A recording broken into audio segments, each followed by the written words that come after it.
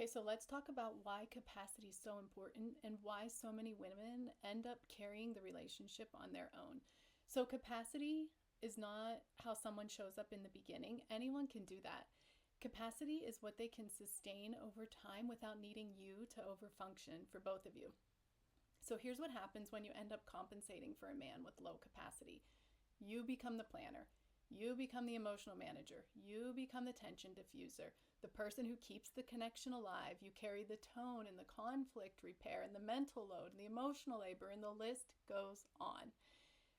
Maybe at first you don't mind, you probably don't even notice. You're strong, you're capable, but every time that you pick up the slack, you drain yourself.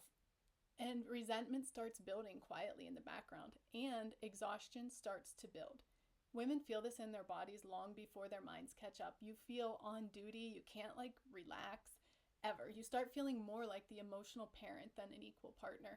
And then women ask me, well, why can't he just do this? Why is it so hard for him?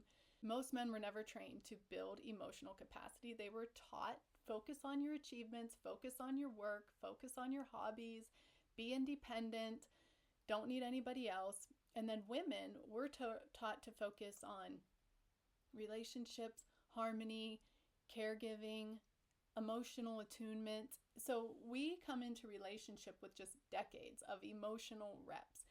And men, they often don't. So it's not that they're incapable, it's just that no one expected them to develop these muscles. They haven't trained these muscles. They don't even know that they exist, or it's something that they need to work on.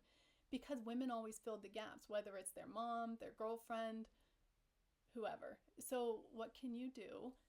Stop compensating. You stop carrying both sides. You stop doing the emotional labor for him, because when you stop overfunctioning, his true capacity shows up. And then you just watch his response and not his promises. Does he step into the work? Does he grow? Does he take emotional responsibility seriously? Is this something he wants to build with you? Because capacity can be built, but only if he actually values it, not just because you're exhausted. And this matters because a relationship built on just one person's capacity, it doesn't last.